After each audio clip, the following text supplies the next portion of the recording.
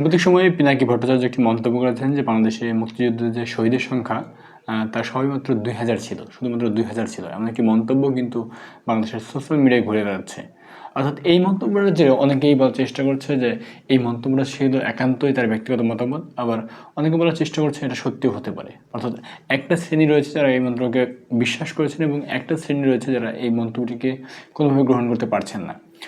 যেমন ধরুন, মুক্তিযুদ্ধে বঙ্গবন্ধু শেখ মুজিবুর রহমান মুক্তিযুদ্ধ পরবর্তী যে ভাষণে তিনি বলেন যে বাংলাদেশের যে মুক্তিযুদ্ধ তা ৩০ লক্ষ শহীদ হয়েছেন, এবং এই এতকাল পরে যে পিনাকির যে মন্তব্য, যেটি হচ্ছে যে মুক্তিযুদ্ধে মাত্র ২,০০০ মারা গিয়েছে, এই পুরো ঘটনাটা কিন্তু পিনাকি ভট্টাচার্য তার একান্ত যে ব্যক্তিগত মতামত সেটি দেননি।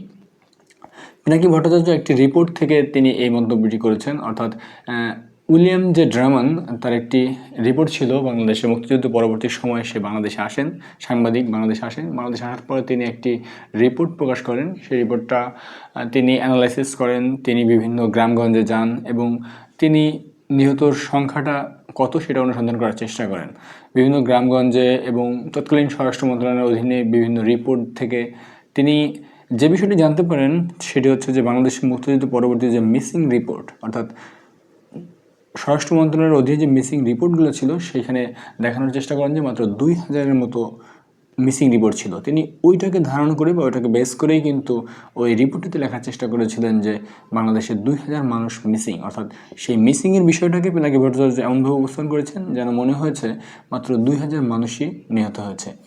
অর্থাৎ এই জায়গাটিতে একটা প্রশ্ন এসে দাঁড়ায়, বাংলাদেশের যে ১৭ বছরের শাসন ব্যবস্থা, অনেকে বলার চেষ্টা করেছে যে মুক্তিযুদ্ধের সপক্ষে শক্তি ছিল একমাত্র আওয়ামী লীগ এবং বিরোধী শক্তি ছিল অন্যান্য রাজনৈতিক দলগুলো।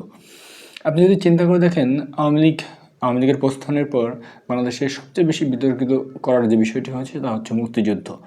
বিভিন্ন অ্যাক্টিভিস্ট যখনই সুযোগ পেয়েছে যে মুক্তিযুদ্ধকে নিয়ে প্রশ্ন করার সুযোগ পেয়েছে।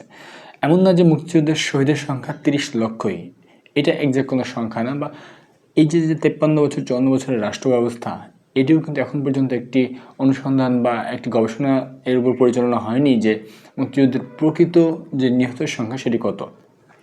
৩০ লক্ষ যেমনিভাবে একদিকে ছিল একদম ডাহা এক ধরনের মিথ্যা কথা, ঠিক তেমনিভাবে ২,০০০-এর যে বিষয়টি পিনাকি ভট্টাচার্য বলেছেন এইটিও একটি ডাহা মিথ্যা কথা ধরনের বলতে পারেন। সেই ক্ষেত্রে বাংলাদেশের এখন একটি অবস্থা এসে পৌঁছেছে যেন বাংলাদেশের সবারই প্রাণের দাবি যে মুক্তিযুদ্ধের প্রকৃত সংখ্যা উদ্ঘাটনে একটি রিপোর্ট পরিচালনা করা হোক।